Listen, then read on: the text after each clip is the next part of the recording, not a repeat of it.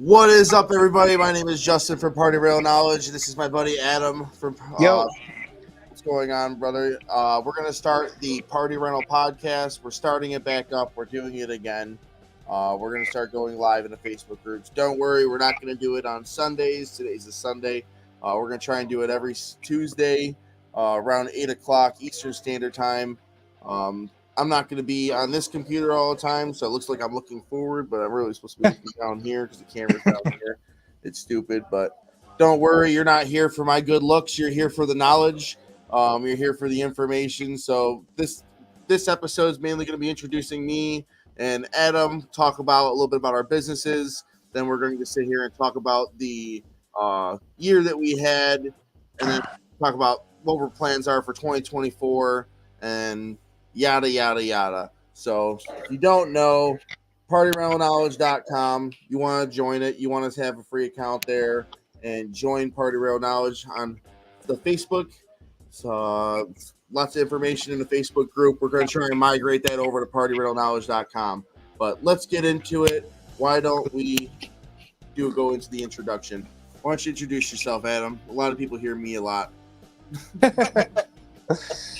My name is Adam, owner of PR Rentals. You guys see me quite a few times on the PK page talking about, whatever thing that comes to my mind. Been doing this for, maybe 8-9 years total, something like that. So, but it's interested in seeing what we have going on. It's good. So people have heard my story on the channel. Why don't we hear your story? Because I really want to hear about like how you got into the business, where you came from, how you got started. If anybody, you have questions, feel free to ask them. We're going to answer them over at the end. Don't worry about it, but we're going to just go into the show right now. So feel free to ask questions at any time. If the show is over, feel free to still ask questions. We'll answer them as much as we can. Cool. I started into the business. I was doing a full-time regular job, and then I just kind of felt like that job was going to end for me at some point. And I was like, my high school teacher growing up as a kid had a rental company and did a lot of stuff. And I was like, you know what? Why don't I just buy some tables and chairs and just kind of do it on the side? Actually, before that, I take that back. My wife and I was about to ask my wife to get married, and she always wanted a white tent with some twinkle lights. I went to see what the price was on them. I'm like, oh my gosh, that's expensive. I'm not paying that. Those people are crazy prices. So I was like, well, I'll just buy my own. So I bought my own tent, bought my own chairs. And then after the engagement, people kept on asking me for tents. And I was like, well, I might as well make a couple dollars off this. So I started that in a construction company at the same time. And I was like, well, whichever one wins or I like better, that's the one that I'm going to stick with. And obviously rentals is what I stuck with. So that's awesome.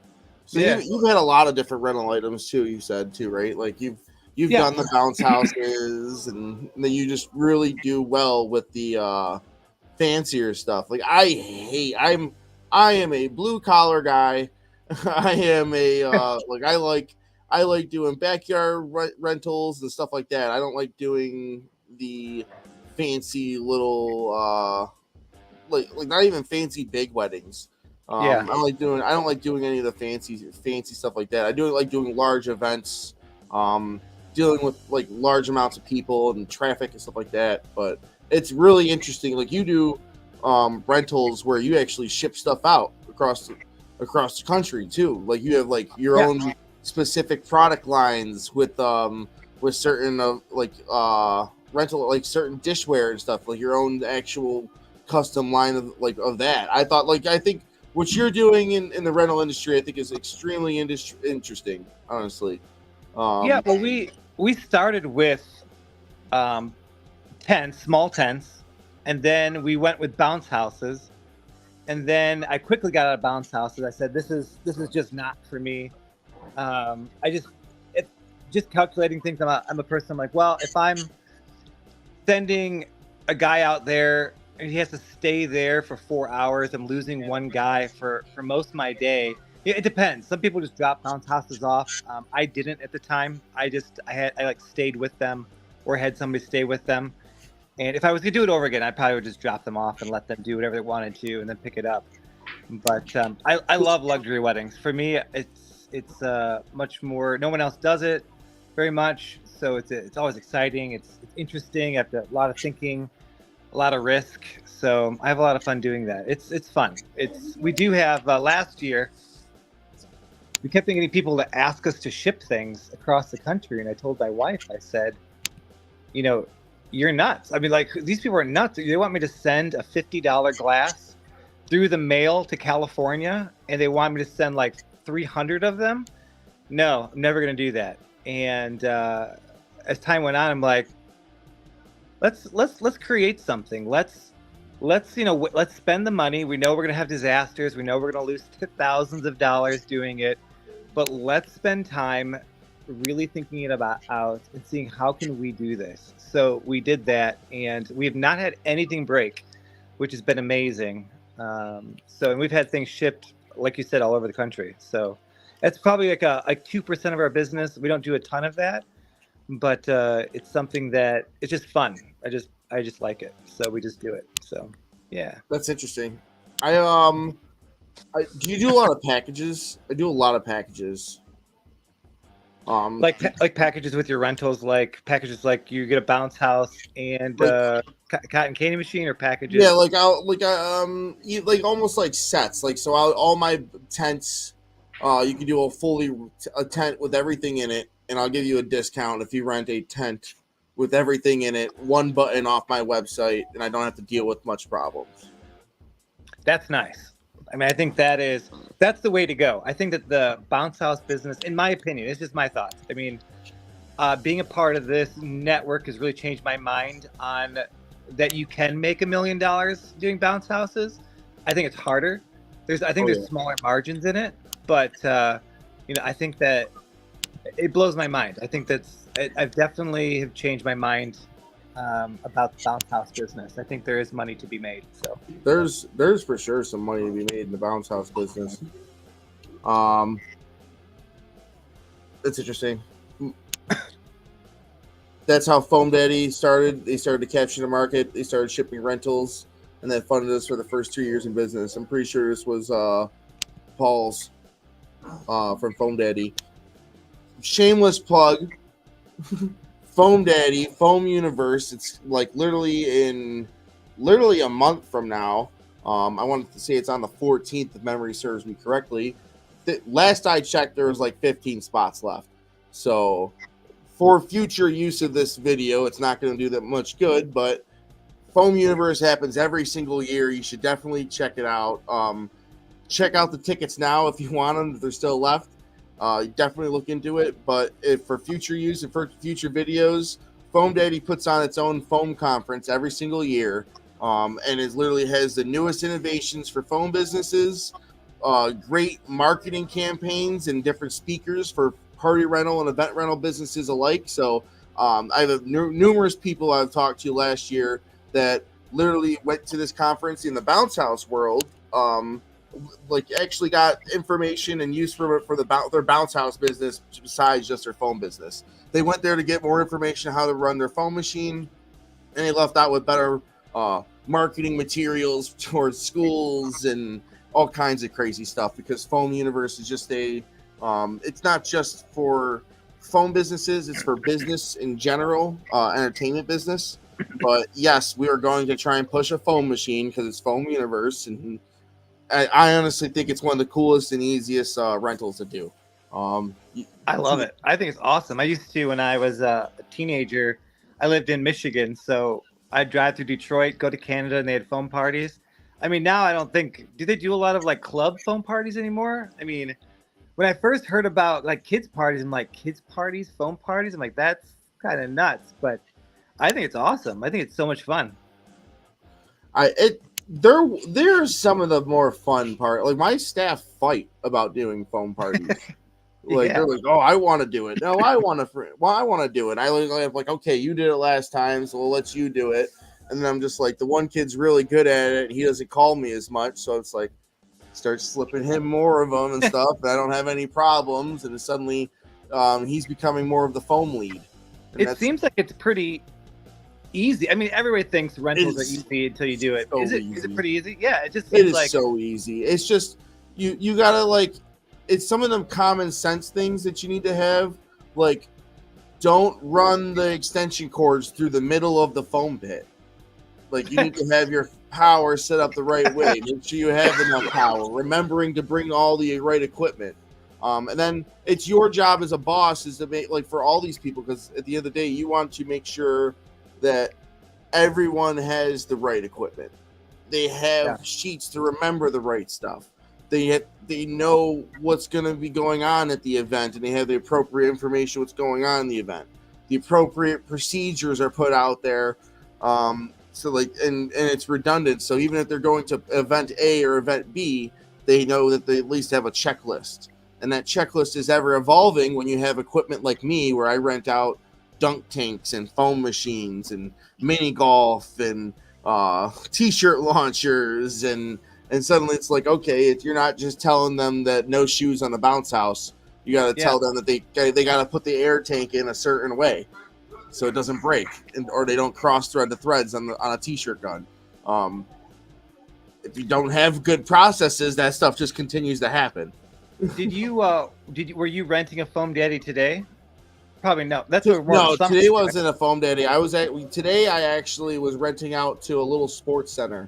I had like nice. I actually so my competitor didn't answer the phone, even though it was winter, and I answered it.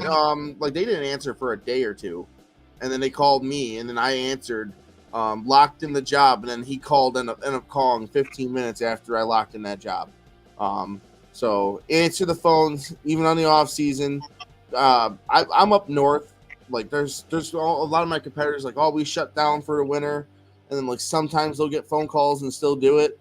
I'm like, why even say you shut down? Why are you even out of it? I just like inside only. I'll do inside events. They're few and far between, really. I miss that. I miss doing good marketing, but I miss shutting down in the wintertime. I thought it was really gonna. I mean, business wise, it's good to go year round, but you're like when you get to October, you're like, I'm done. I'm done for the year. Like I want to hibernate. I don't want to do anything. And this has been a very, very consistent year for us. So it's great. It's great. I shouldn't be complaining, but I'm like, I could really use a break. I love that it slows down. Because it goes hard. People understand. So it's like, for example, if anybody doesn't understand, like we're both in a northern market, and in the northern markets, basically everybody's outdoor events that they'd want to do all year around in your market. If you're down like in Florida or something like that, they have to do in a 4-month period in our market. So we have all those like same amount of events and companies and stuff like that, if not more. Like I'm in a city, and all of those events happen in a 4-month period. How many do you know? I mean, you probably don't know. You probably haven't counted yet. But how many events have you done this year? Like, what do you? Oh, my number's at like 860, 900 or something.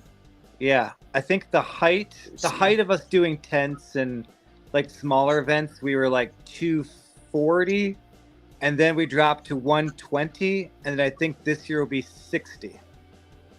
I can look right now. Just gotta pull up my dashboard. Remember, save your questions. We'll be answering your questions at the end. We're gonna feel free to drop them in now too. We'll be getting to them, but we're gonna be answering some more questions at the end. But how was your 2023 year? You want to go into it a little bit? Yeah, I mean, again, like I was just saying, like when we were in the height of tents, we were doing like 240, and then we dropped to 120. Events was 2022, and then this year I have to count. I think we're at 60. I could be way off on that number, but that's pretty much what it feels. But that's really good for us. That is very, very, very good for us to do that. Our revenue has gone through the roof. So we're not looking necessarily at how many events we do, but how much revenue we make per event. So I would say this year was insanely awesome. So yeah, so I am at so I did 780 events this year. That's like, I think about that, I'm like, that's insane. Like, that is insane. And well, some of them are just tables and chairs, I guess. I get that. But like a lot of, you know what I mean, it could be just one bounce house, but then some of them are large. Like, we do a lot of large events though too. So we're as far as revenue is concerned though, I'm up 40%. That's insane. That's awesome. So it's like up 12% in the amount of rentals. So last year it looks like we did, let's see. Last year we did 693 in this time. That's good. That's really good. And as far as the amount of products rented, we've rented about 30% more products. How many employees? Like, if you took a half, if you had like two halves, you make a whole. Do you have an idea? I don't. It's weird. I'm at like. Yeah, I get it. Like, because as far as the year is concerned, I would say like it's like a third. One employee is like 4 months in the summer full time, and then they'll just drop off.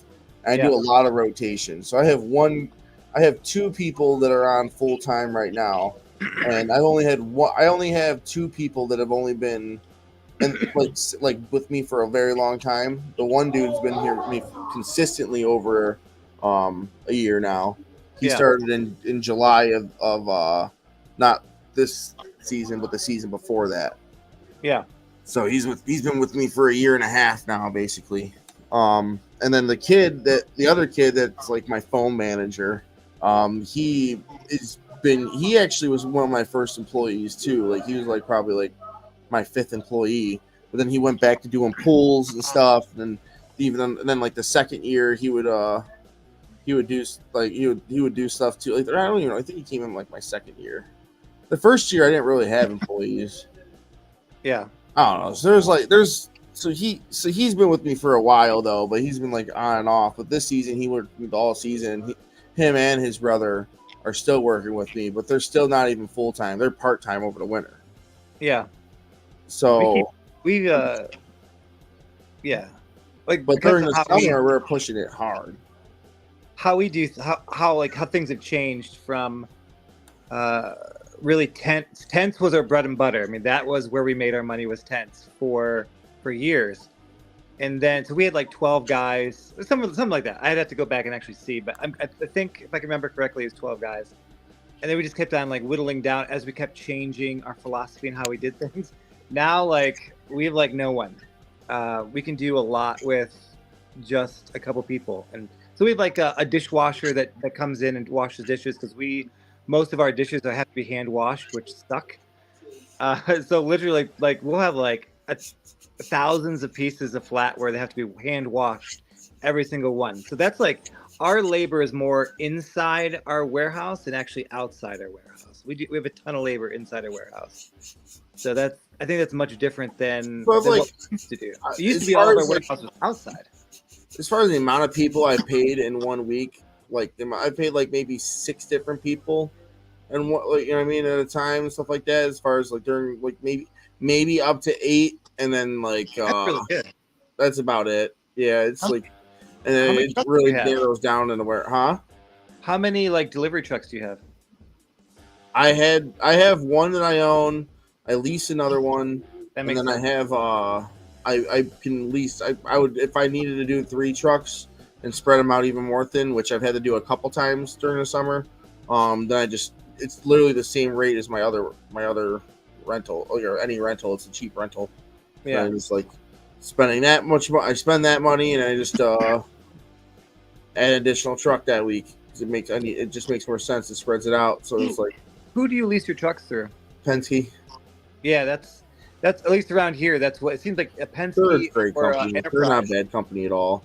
It's between and then if you know somebody at United, you could probably get a decent deal too, or Enterprise. I did that last year. I got them going to play this company against. They'll take their quotes and I'll send them to Enterprise next year.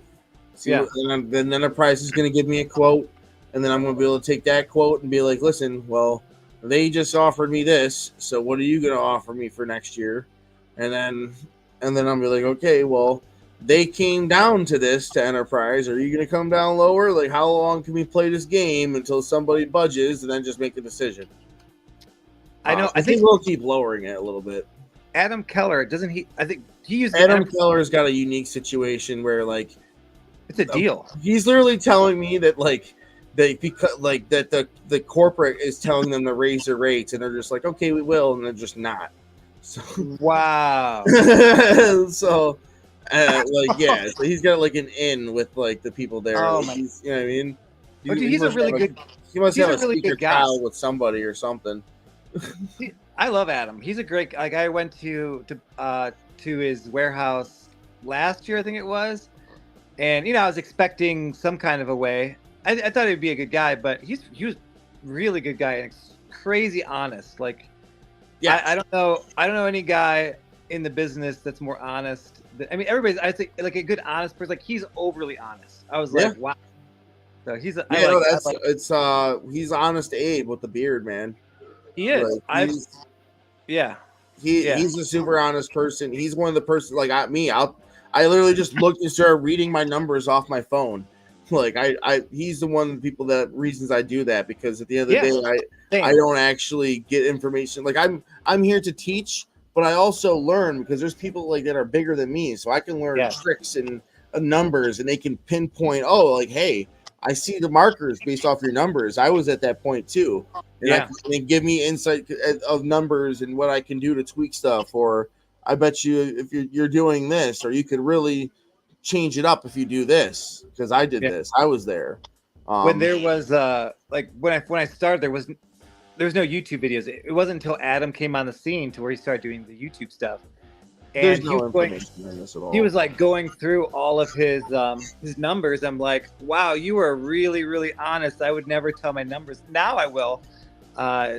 Just by him doing it now, because it helps. It helps so much, like, to know like what it was an invoice look like. I love seeing what people's invoices look like. It helps like how to write it, how it looks, what is it, it's what do you think you're going to end up at this year with revenue? You don't have to say if you don't want to say it. No, I'm at like right around like 507. Yeah, we're about the same. We're like the same. Yeah. We'll end up being right around the same. You're probably like way lower on labor though. We are. Well, see, here's the thing. And I like doing these things because I can't always explain things when I'm writing. You just can't. People will get bored and they won't read it anymore.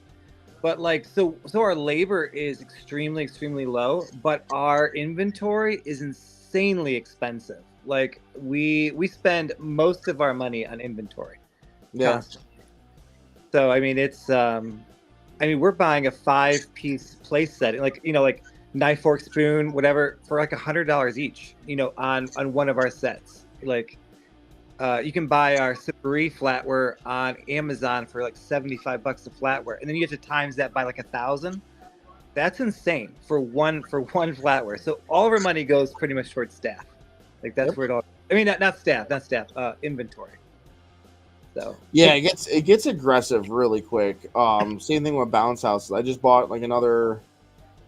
23 bounce houses or something. That's insane.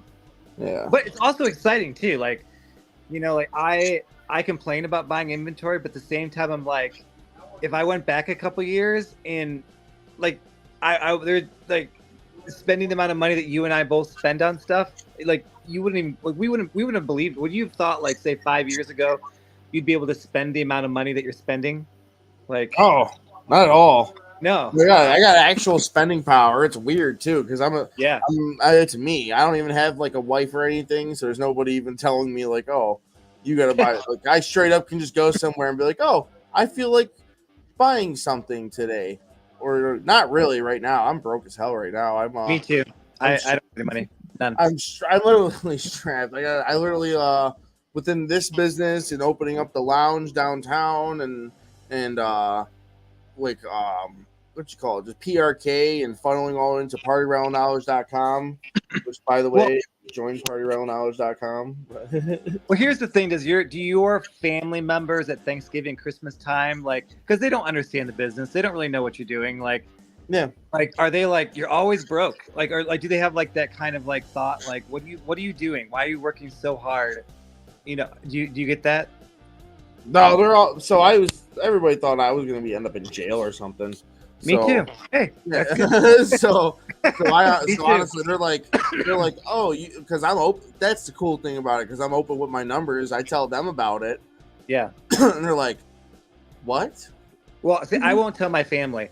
I mean, because I mean, I wouldn't mind telling them, but there's just like, there's a bad, like almost like a bad connotation. Like, it's kind of like they would prefer them thinking that I'm broke. So, you know, it's kind of funny, I think, in that way, you know. No, they already thought that most of my life. So it's like, now it's just like, now it's at the point where it's like, I'm making as much money and doing enough business, almost up to par with some of the older like patriarchs of the family. Yeah. So they're good. Like, you know what I mean? Everybody else, like, there's like, everybody else is like a firefighter, you know what I mean, or something like that. Or, well, like, it's kind of like, you know, as far as money goes, it's like, if you're say you're a carpenter, right, and you're going to be a professional carpenter, all you have to do is buy a couple tools, have skills, go do the job. After the job is done, you make money, you go home, and you live. But like our business, your business, my business, it's an inventory-based business. So we have to have inventory. If we don't have inventory, we don't make money. It's very much transportation and logistics business. Yeah, it's a logistics business. It's weird too. Is like, no one in my generation actually started their own business besides me, and then like almost everybody in like our parents' generation started a business. Yeah, that's true. My parents, and stuff. So it's like that's true. That was one difference and stuff when you start doing weird stuff. But it just feels good. And then even like year one, it's just like getting to this point. It feels good to be able to say this now, but it's like I didn't even have time to think about this crap in year one, where a lot of these people are. It's like, you know what I mean? It's like, oh, what do I do next? Where's my next warehouse? If you have questions, save them to the end. We're going to answer them. We're trying to build them up. But seriously, it's literally like, I literally went from small little warehouse to 1,800 square foot. I went from my mom's garage to other warehouse, 1,800 square foot warehouse, to now I'm at 4,000 square foot with an office. And it's like, I got 3 years here, and it's like, I'm just trying to build up cash to be able to build a building. And equity I would love the building, because that's where you know what I mean. There's no reason I should be spending like over $30,000 a year in rent to somebody else when I could be just going to something that I could own. You know, I just want to say, like, for the people who are just starting their business, and you know, you like start off with like $1, right? So you start off with $1, and you make $1, and then those $2 can make $4, and those $4 make $8. It seems so slow when you start. But after a couple of years, if you keep like doubling, like say you make 100,000, now you make it 200 and 300 and 400. I mean, it moves fast. It moves really, really fast. I mean, when you're doing it, it feels slow, but then you look backwards, you'd be like, wow, that was really fast. You were talking about like spaces. So I started out, I had a blue van that literally one of my clients said, "Oh, that's a pedophile van," and I was like, he laughed. I'm like, oh man, I'm driving a pedophile van. You know, like, and like I had my tents in there, and that year sucked, and all of my stuff was in the van. So, you know, like I had some tables and chairs, it was in the van, and then we grew a little bit bigger. Then it went into a shed and the van.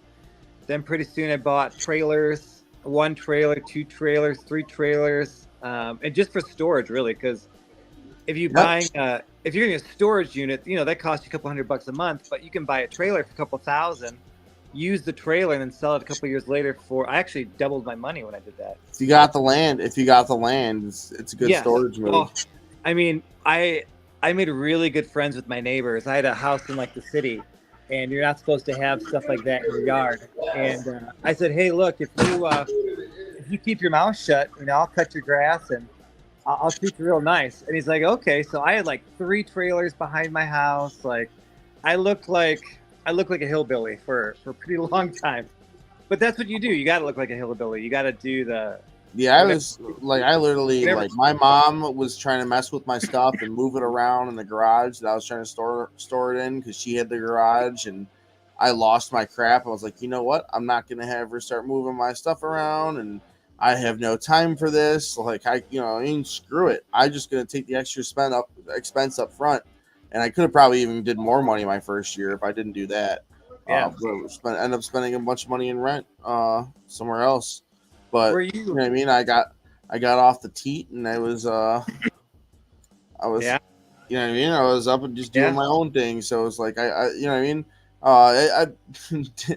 I don't suggest you listen to a lot of the things this dude says, but like I do live by some of the things he does say, and he's like Dan Pena. Have you heard of him? No. Dude, he's like Gary V, but like just like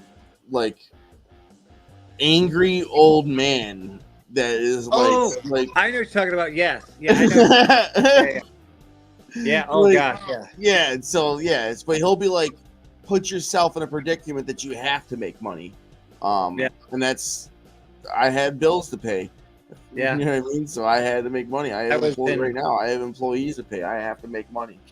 I was in car sales, and that's kind of what they said. And it's a terrible philosophy, but they're like, yeah, we'll rack up some debt, and then you'll start selling and making, and actually I really sucked. I was a terrible salesman. I was a terrible salesman, absolutely terrible. But I learned, and really put myself into it. And then I became pretty good at it. So, but yeah.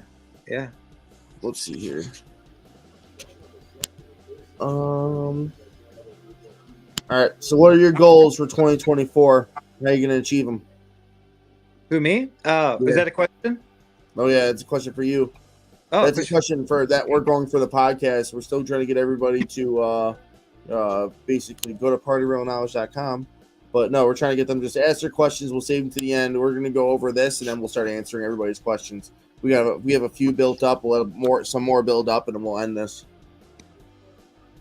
So goals for 2024. Well, this year at the start of 2023, we said we're kind of done with tents.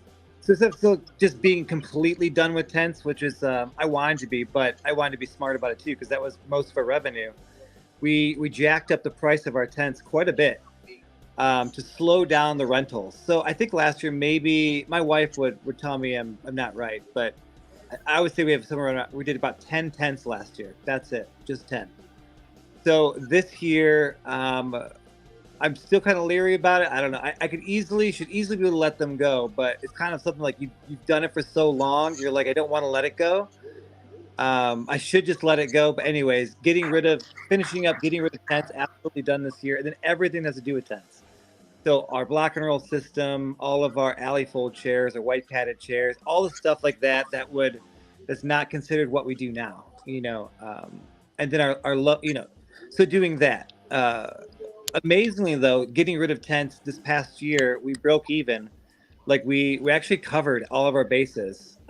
Every dollar we lost in tents, we made back up, which honestly was amazing. Like I'm really surprised, like really, really surprised. But so this year we'll be getting rid of the rest of the tents, and then I think that we should close out next year if everything goes well, probably about $750,000 for the year. And then I think and then we'll have one full-time person, and then we have to buy another truck. So that's kind of where we're at for next year, and what we're gonna do. So for everybody else in the chat, why don't you just put in there on the comments too? What are your goals for 2024 and how you're going to achieve them? I would love to know. I'd love to read them off. Maybe we can get some inspiration from those ideas. But as far as me, I am just going hard on games. Like everybody else, the carnival games, interactive games. I think I only bought like a couple of actual like obstacle courses or anything like that. like water slides or any more of those items, but just went super hard on games to start. Lots of packages. I started a whole nother thing called bundles on my website. Maybe I'll do a whole video and stuff like that on that, or marketing or something later, just on my concept of bundles. And just really, like, I haven't really done any marketing besides Google Ads and word of mouth for the past 4 years, and that's where I got to these numbers. So now I want to do some retargeting ads on Facebook and different unique ads and unique proposition points. And I think now that I've gotten all these, if once I buy all the games I can buy, then I think I might buy a couple holiday pieces because I'm finally at it and I'm about to do it. And that's after 50 pieces or like, you know what I mean, 60 pieces that I've decided I'm going to actually start getting Christmas inflatables or something like that. And that's for next year too. So here's a question. Sometime next year. And it's still a maybe. Here's a question for you. So like for us, if we're bringing in a special piece for someone or it's a holiday type thing where it's not going to be used very much, for us, like we like double, triple, quadruple our pricing and say, you know, like if you don't want it, well then we're not going to get it for you because it's just not worth it. Yeah. So if I did it next year, unless somebody else wants to screw me over, which, you know what I mean, I think it would be stupid, but we're pretty cool in Buffalo as far as pricing wise. I'd be the only one with an actual Christmas bounce house then.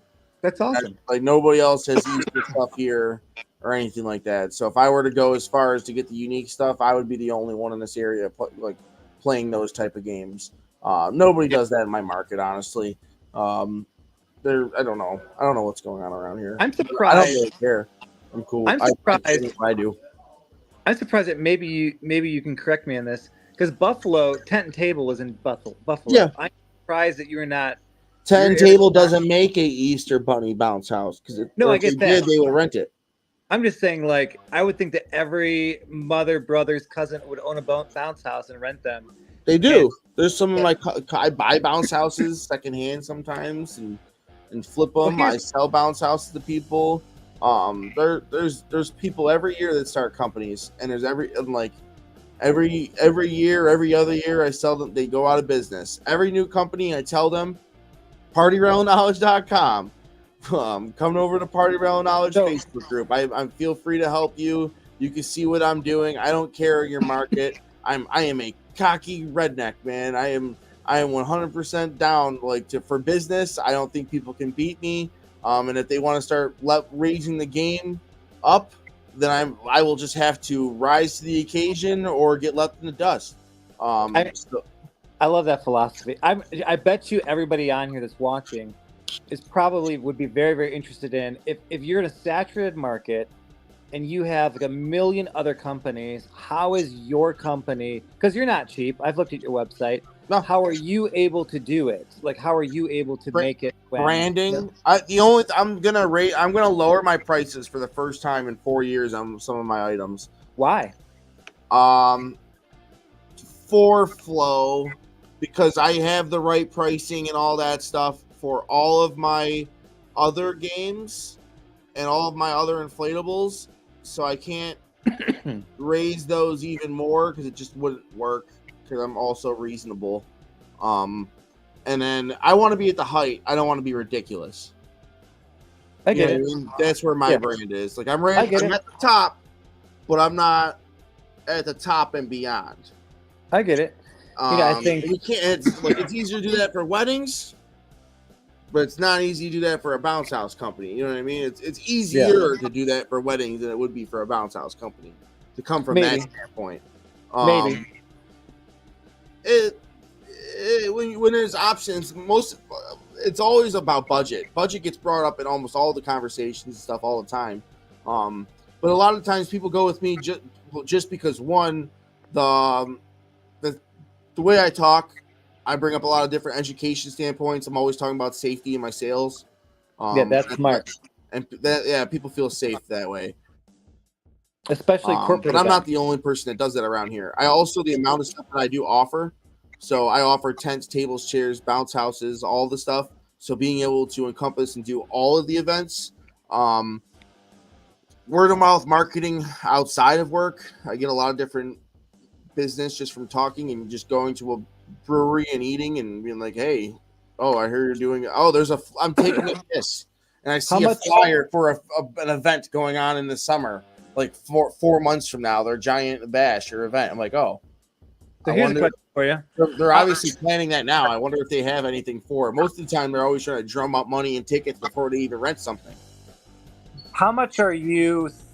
You said you do Google ads. How much are you spending a month on Google ads? $2,000. I was like spending $500 a week.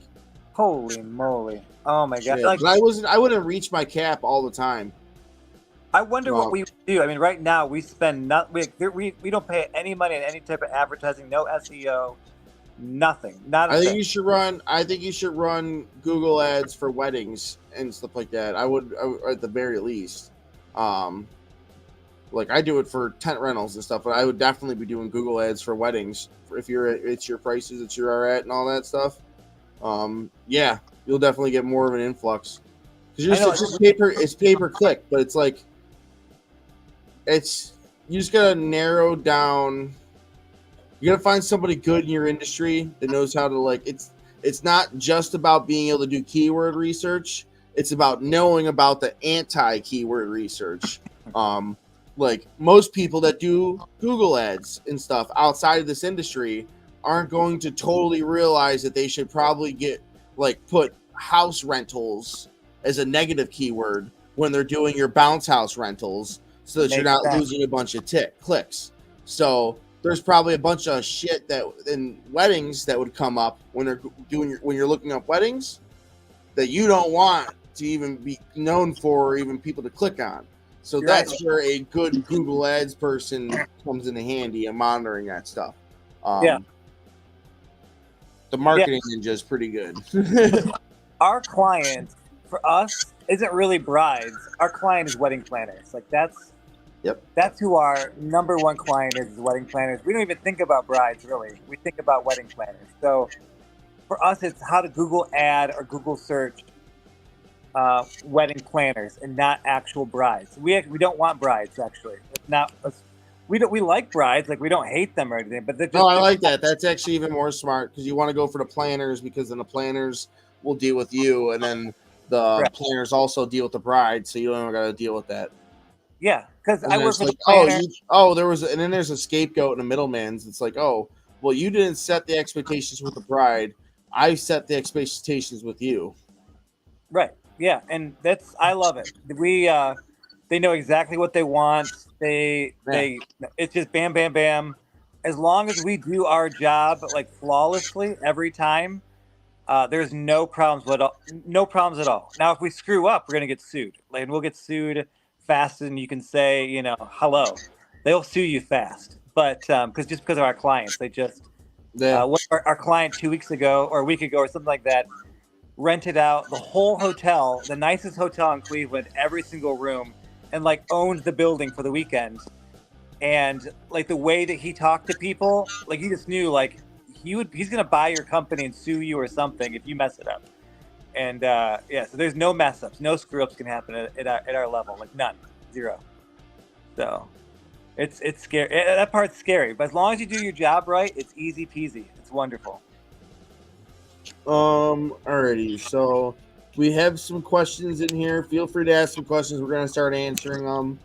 Let's go from the top. Let's see what we got.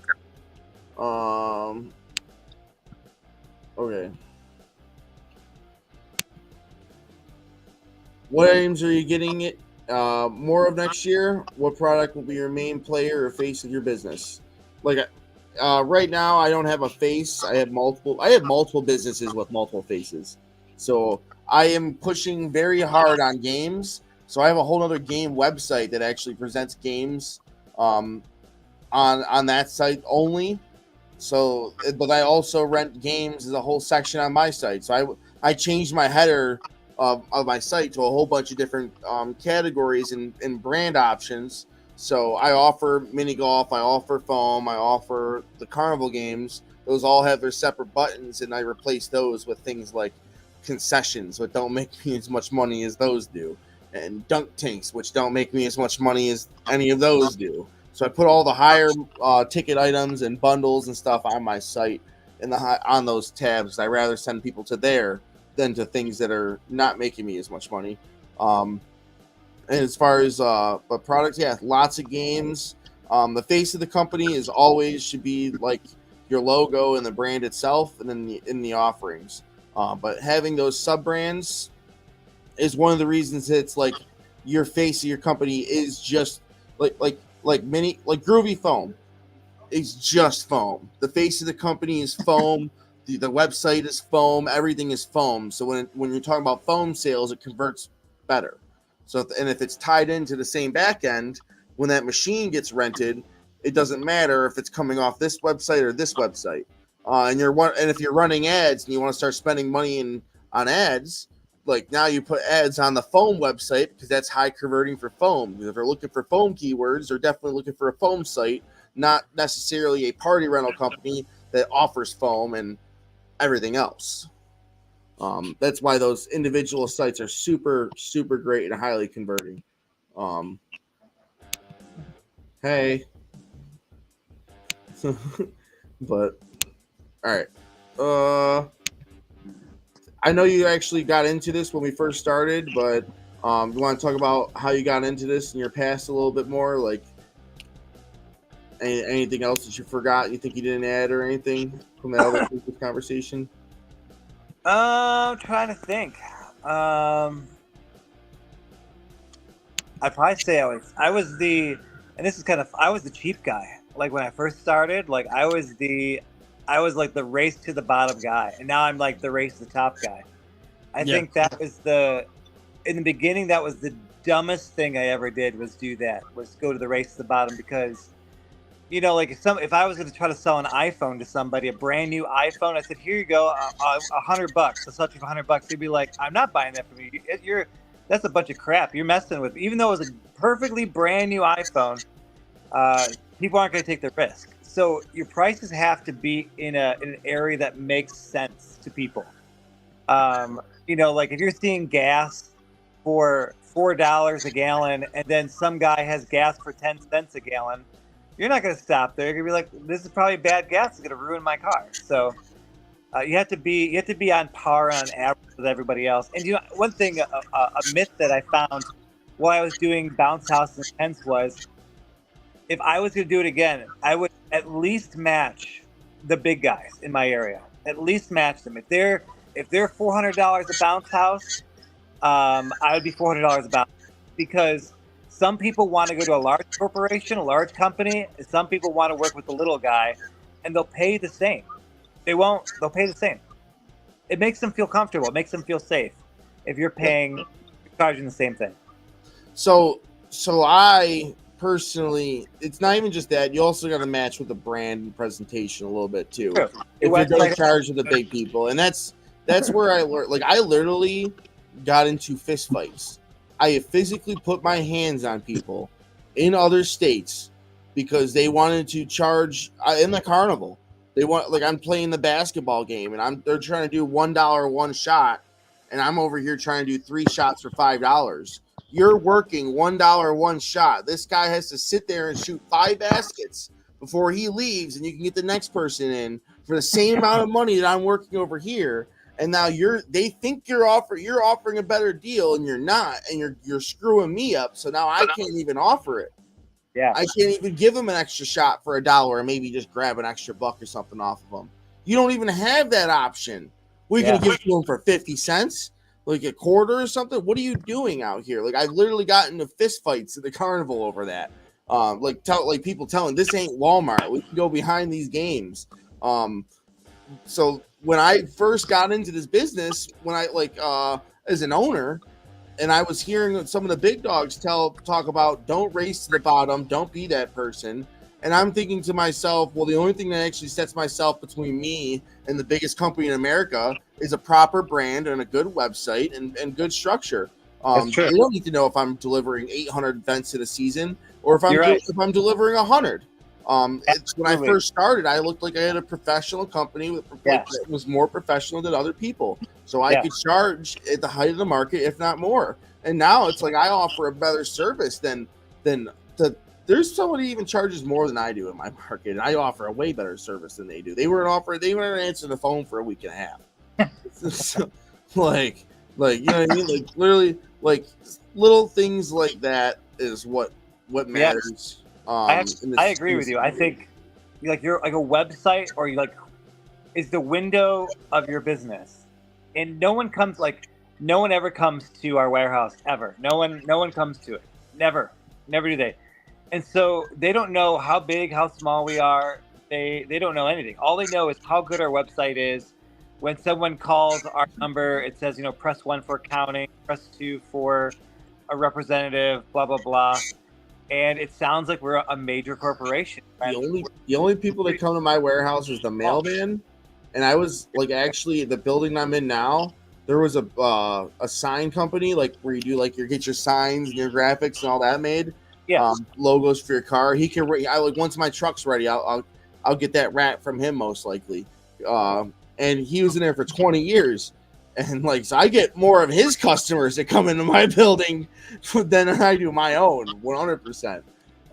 It's like but I do get those phone calls sometimes because there's no reason for people to show up for the most part. Usually, only people that want to even show up are like, "Can I pay you in cash?" or they go, you know what I mean, or because they want to do it up front, they don't want to do the deposit, or they'll go and be like, "Can you show me the bounce house?"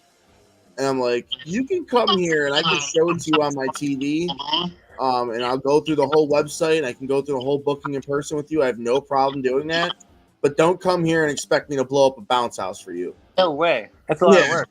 Like, no, I will, because there's ample pictures and videos on the website. If you want to go there yourself, because you know what I mean, because you're a big boy and you know how to put your big boy pants on. I wish I could talk to him like this, but you know what I mean. And then if you want to go on the website yourself and look, feel free to, and save the drive.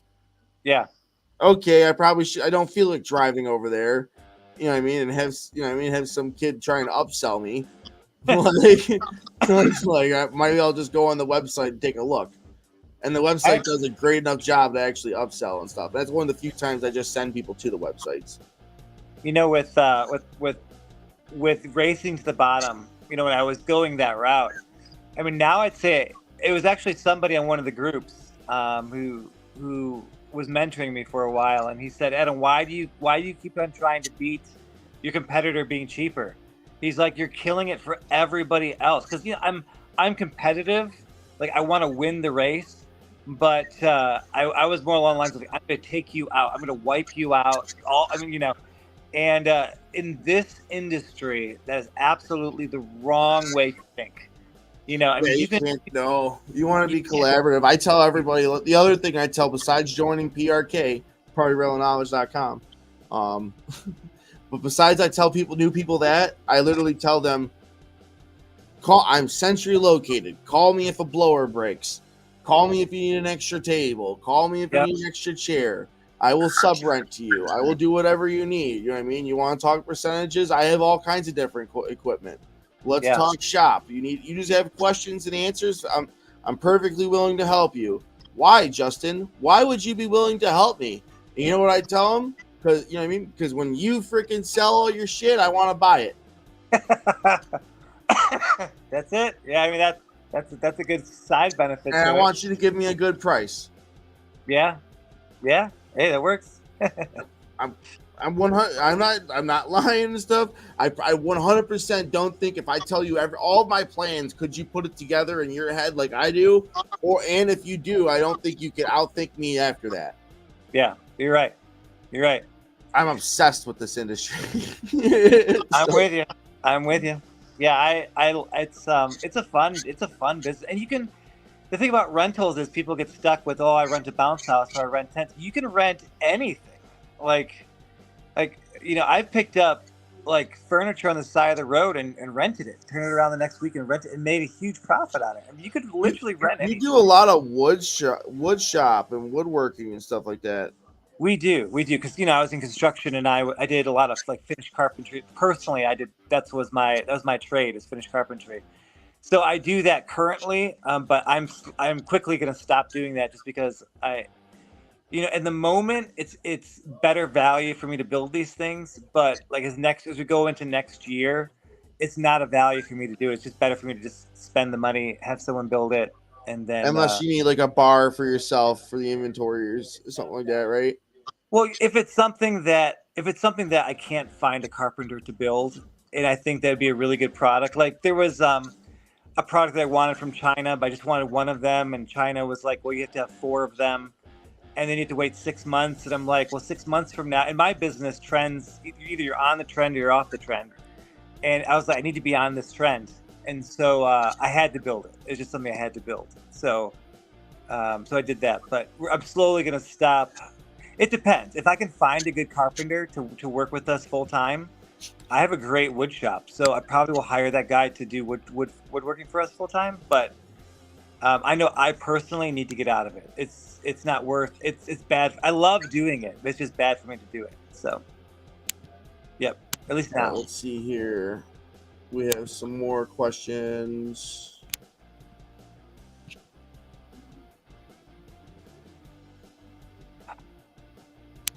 Can you talk? Oh wait, are we going to ARA this year?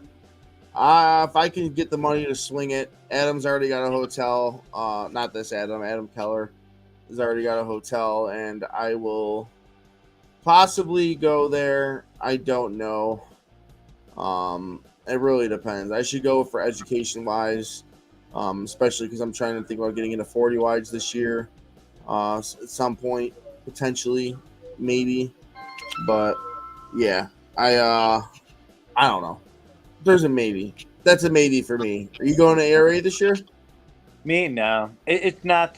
If I went back 2 years, I would have loved to go, but I don't think there's enough. I don't think there's enough in there for me for it to be worth it for me. I mean, that's okay. Hold up here. I'm only going to ARA because I'm not going because I'm broke right now. Not because you know what I mean. Not at all because it's not enough worth it. That is a very, very much worth it conference to go for. They have a lot more edge. Yes, for you.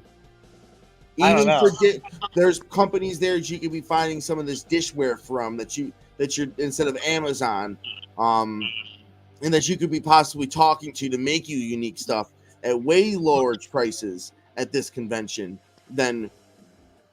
That's one reason to go. Software for specifically your type of industry, and your type of rentals. That's another reason to go. Different fabric choices and trends. Do you think the companies that are doing all the rental companies and selling to all the rental companies at the rental show are not going to show this year's trends for rentals? Yeah, I mean, yes and no. I mean, I think all right, so there's different categories. So there's general rentals, and then there's luxury rentals that are above that. Yep. Typically, luxury rentals, they would be popular for a couple of years, and it trickles down into general rentals. Yeah. My guess, I've never been to ARA, so I can't really say. I'm always speaking from out of my butt. I really don't know. But I would think that ARA is probably at the current trends for general rentals, and probably not the current trends for luxury rentals. It's like bounce houses where you might like the large event companies come out with the cool shit. They had the Velcro wall before it went on Jimmy Kimmel and became popular, and all the regular rental companies had them. So your large event companies are very similar. Your large event companies never miss IAPA because they want to see the newest things that come out every year. AKA the 30-foot slide that is two pieces but one lane that's this year from Titan Inflatables. So you don't, you know what I mean? Because you're less I won't buy a slide that's two pieces because I won't have somebody break their ankle in that actual middle crease. So it's very highly likely. So now this dude offers a 30-footer that's one piece. Yeah. That, you know what I mean? That's one continuous lane. I absolutely love that. That's the type of innovation you go there for the shot put, inflatable shot put, or inflatable curling. So it's like curling, but it's for on an actual inflatable. That works pretty well too. It was pretty sweet. I love hanging out with people, so I probably would go there just to hang out with people. I think that'd be fun. that is a whole nother, like, that's when you start talking to the other rental companies and stuff, and your other luxury rental companies that do luxury rentals across the country, and large rentals, and they start telling you, like, it's not just talking on a Zoom, it's not just talking online in a Facebook group, it's like sitting over dinner and discussing and actually seeing their face when they start talking about stuff and emphasize on certain things. So that's why ARA for sure, 100%. Like, you know what I mean, I came off a little dry, like, yeah, maybe we're both not going or whatever, but what 100% ARA is a resource. ARA is a company. They're an amazing association. ARA is great. Their insurance is fantastic. I guess now you can get health insurance through them, which is also pretty awesome. Yes. Also, you know what? You can get health insurance through ARA. You can also get it through your Chamber of Commerce. If you join the Chamber of Commerce, most of them offer a discounted insurance. So I gotta look at joining a Chamber of Commerce. I just have too much stuff going on. I just started the Party Rental podcast again with you, so now my Tuesdays are screwed for a large time because I'm super committed to this. I'm super pumped. I remember I loved doing it before, and now that I can actually come out with a more professional way of doing this and more organized. By the way, drop your comments if you're liking the new look and the new feel of this Party Rental podcast, because I'm trying to come a long way from it, like the past interviews I've done. Try not to overpower the guests too much. I can't totally change, but no, seriously, try to be more structured, have some of these cool little tickers and information on the screen, and just more structured, more organized. So we'll get into the next question too, but I seriously hope that people are enjoying it because I'm trying here. So you do linens in house? Do I? No, we used to do linens in house, and then we hated it so much, like we were just like, we're done with this, so we started renting from another company, and then we just double whatever there is. So if they're, and our linens are pretty darn expensive. So if they're like $40 a linen, we're $80 a linen. You know, if it's, you know, whatever they are, we double it. And we're like, if somebody doesn't want it, that's fine. It's just a service. Like, linens aren't our main gig. So because it's a special service. If they don't want it, we are totally okay with it. There's some people we say, well, you know, I'll tell you where we get it from. You can go get it from them. And a lot of times they're like, nah, we'll just get through you. I'm like, it's half the price if you get it through them. Nah, we'll just pay through you. So it's been wonderful. We just tell them what we want. We pick it up. We drop it off. And we just make money. Here's another thing too to like reiterate on. A lot of people will literally just spend a little bit extra money getting a table or chairs from you than a second company, or whatever from you than a second company, even if it's a little bit higher. Convenience. Because now they have to sit and wait for another rental company, and they have to pay another delivery fee. Yep. So remember, you have leverage when you have unique equipment. We look at our stuff and go, okay, what stuff do we have that you can't get anywhere else, and stuff that you can get everywhere else, we jack the price up on because it's a convenience fee. Like, we don't need to have 8-foot tables, but we have them for your convenience. So we're going to be quite a bit more expensive. If you want to go cheap, you can go down the street and get it. But our customers really don't care. You know, they're like, oh, you know, if you're twice as much for a table, they don't care. So how do you search for employees, and like, so how do you talk about how you go about searching for employees as your business grows? I honestly wait for other people to like hit me up. I basically just have the job application on there. I've literally put maybe 1 or 2 posts in the past 4 years for looking for different people. Because either when, oh, hey, I have a job coming up, I'm going to need more people. So I need that guy. I need some extra help. Does anybody know anybody? And usually they get the lowest man on the job. And then suddenly it's like, okay, when I'm hiring and stuff, that dude has experience now because he was on that one event with me. So then like, and I kind of call him more, and then maybe he starts getting weeded in, and I got to replace that guy on the low man in the totem pole. So when you're doing large events, it can very much help within the training sessions and then it's employee retention. So you stop that whole having to move people up chain effect, because now you're retaining people. So then that's training in a nutshell, honestly. But yeah, as far as I find people, like Facebook, you want to, like, military people are awesome because people in the military are used to literally deploying something from a warehouse or storage, setting it up, using it, tearing it down, putting it away, and making sure it's ready for storage. Repeat. So a lot of military personnel are actually great for this, and as well as like kids, high school kids, man, like use it like you barely need them as the freaking summer ends, and then as soon as the summer ends, boom, now they got a summer job, got a bunch of them, so you know what I mean. One staying home to pick his boogers all day, like you got a replacement for him. So this year I was very hard on labor, and I was just because I wanted to push the training too. So I was doing 3 people per truck. And now I'm going to actually probably rotate people more, and I'll probably do 1 truck with 3 people. And then even when it's even a slower day, pull that guy off the truck, because those bounce houses aren't getting set up faster, and take that kid and have him do stuff around the shop, because now there's enough stuff at the shop that needs to be done. So, yeah. But still, if somebody calls off, then that 3 becomes 2, and I'm still good. But just leveraging and overstaffing, but not overstaffing is the best way to explain that. See here. Do I go out on delivery and pickups? I literally went on a delivery and pickup today, just so my one employee can continue watching football and the Bills games and stuff.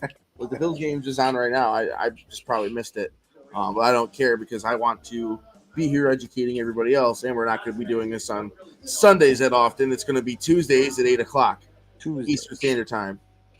So yes, I very much go on deliveries and pickups, but I also very much don't go on deliveries and pickups.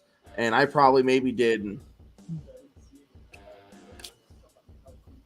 20 total, and I'm talking about stuff that like actual full setups, less than 10. But like on physical jobs, maybe 20 or 30 jobs the whole season. Like, actually was physically there, maybe. So. And I'm ballparking too. And a lot of the times, if I'm doing stuff, I'm dropping off a dunk tank. Like, I'm dropping off I'm going 2 hours away. I did the training camp for the Bills. That was an hour away in Rochester. Yeah, I did that one myself. Stuff like that. So yeah, I do stuff myself. For the most part, I try to be the smoother, the guy on the phone, the guy handling all the business decisions. And I don't even want to be just the guy on the phone anymore. I want to be like the guy on the phone, the guy that handles the problems, and then all the how much is a bounce house? Can I rent a bounce house? Okay, can I just rent this one bounce house? Oh, you're from so-and-so high school? Let me get you to Justin. You know what I mean? I would love to talk to so-and-so high school. Cindy, who's going to call me 20 times for her party and her $300 order. I don't want to talk to Cindy too much. Unless Cindy's the head of the PTO, then I want to talk to Cindy. Do you have a minimum order? $200.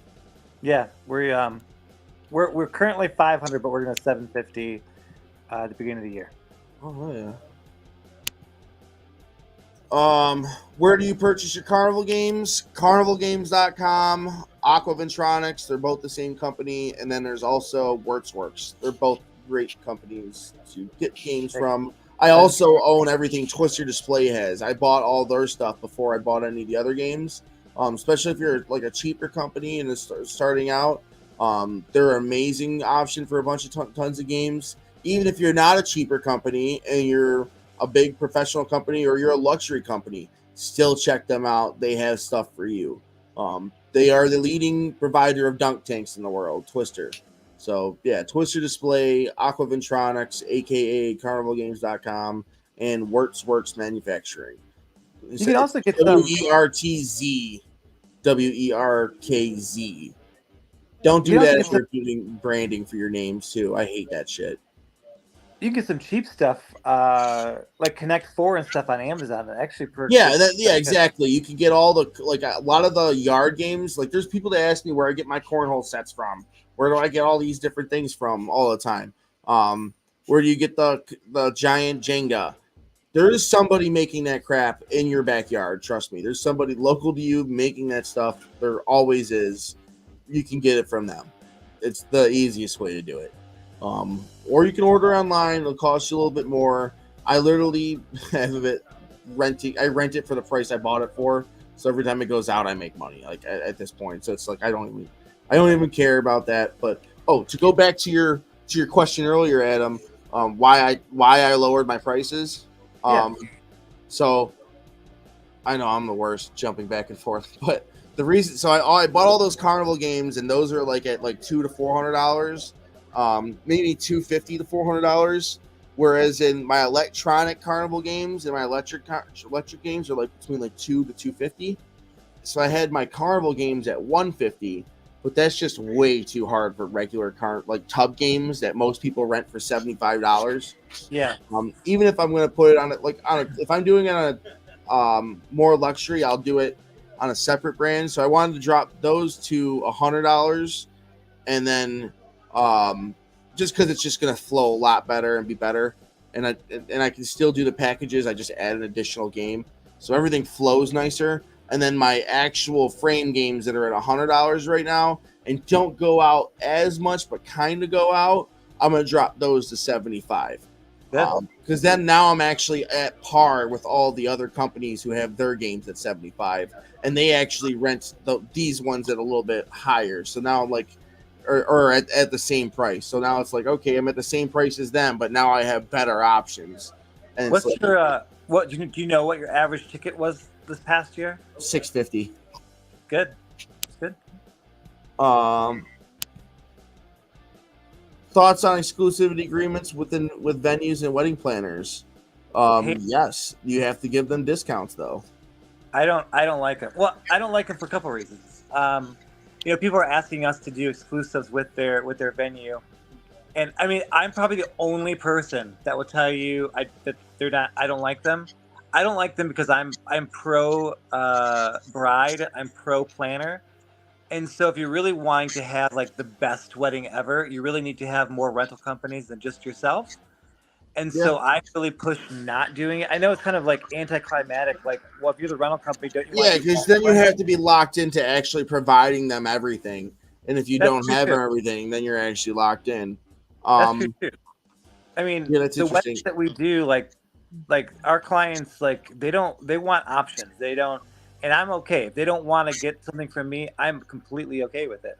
I want not only that, now you're ruining it's just, especially as a luxury brand too, it would ruin some other people's business models or relationships, because they're gonna lose clients because you are super expensive. And not all of their clients are gonna want to spend your prices. So they're gonna it'll probably put them into a position they didn't even want to be in anyways, even if they did sign that agreement, or even if it was their idea in the first place. There's a caterer by us who this person has an exclusive with like 5 of the venues, and they actually handle everything. So they handle the rentals too, and they kill weddings. Like the weddings that could have been really beautiful and really nice are crappy, like just terrible. And I like ethically, I just can't do it. So, but I'll tell you, I'm like one of the only people that will tell you not to do it. Maybe it's a bad business practice, but for us, like we just won't do it. So that's just us. Here. Did you make that bar that you showcased last month? I don't know which one that was. Is that if there's at the State House, at the Ohio State House? Yeah, I made that one. Yeah, most of the bars I made. There's a couple of bars. There's like a dark brown bar that I didn't make, but I think everything else that we own, I made it. Yep. Let's see here.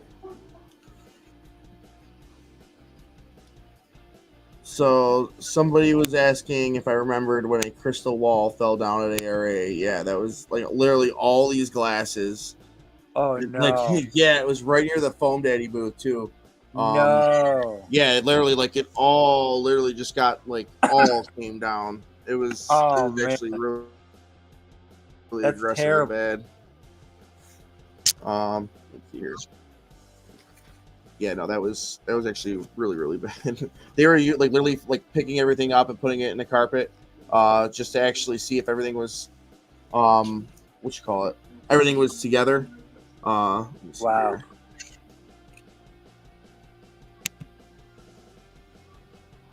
What growth do you see over a year? Would you say you're coasting or aggressively trying to grow? Me? Yeah. Oh, yeah. I think to me, like in our business, until we're at 1 million in revenue, like I really don't think we have a business. I mean, it's like in our business thought process, we have to be at $1 million in revenue for us to really do well. That's to pay us well, pay insurance, pay our people correctly, and then also have a large amount of money to continue to purchase more items and grow. I think $1 million is where we're going to start, like where we really going to start as a business. Next year, I'm pretty positive we'll be somewhere around 750, and then the next year after that, we'll either be at 1 million or 1 million plus. That's kind of what. That's kind of where. Yeah, I don't even look at numbers. I just want to see actual growth, and I'm trying to implement processes, and it's more about how much money I can actually take home every year and grow the business. If I can grow both those numbers at the same time, it's not just how much money I can actually bring in. Yeah, is what I'm actually. That's what I'm looking at least. yeah. That it's different. Yeah. Mm-hmm. Emily Smith said that her son's football and wrestling friends with us. Definitely, if you guys are looking for bounce houses too, Emily is one of the newer inflatable companies in town, Sun Fun Inflatables. I have one of their water slides. Did a killer for me this year. Awesome water slide. Let's see what else. What growth do you see over here? Would you say you're coasting or I literally just did that. Did any of you have a degree or experience with business when you started? I grew up in the party rental industry.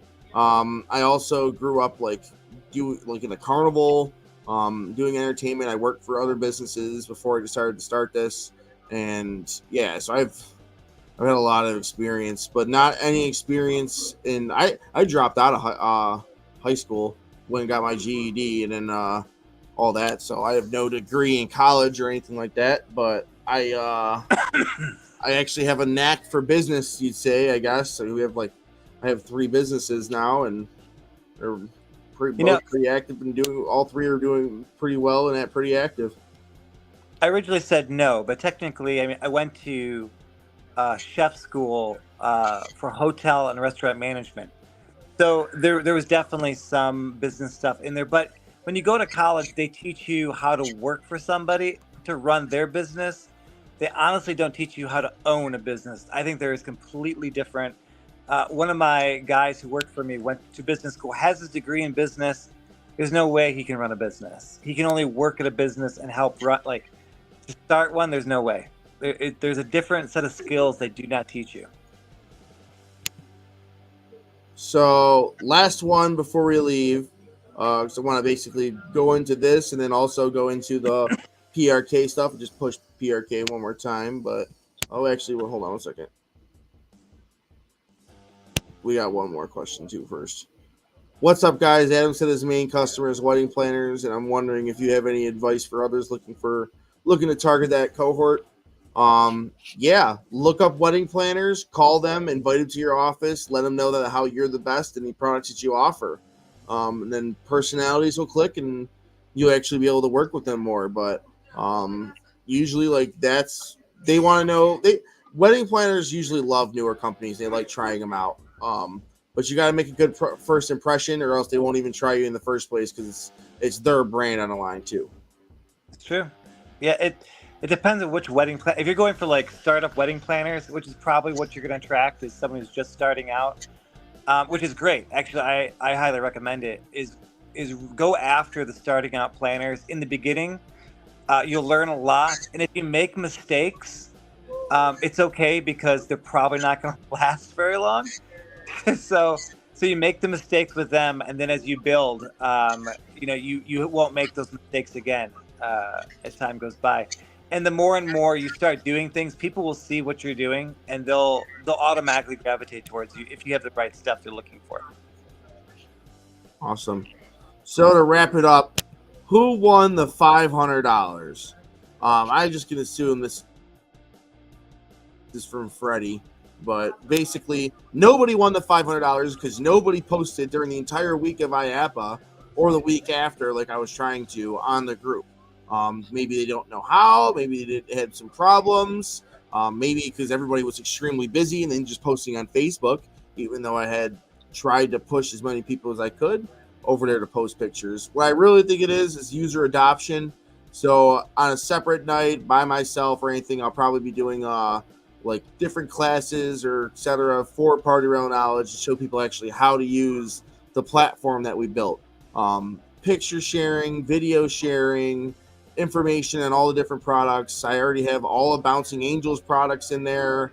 All of who else is all products in there? All of Big and Bright Inflatables products. All of Sun Fun Inflatables. All of their products are in there. I got to get like a whole bunch of other companies. I'm working one by one. We're going for our license right now for a cannabis business, basically right now in Buffalo, New York.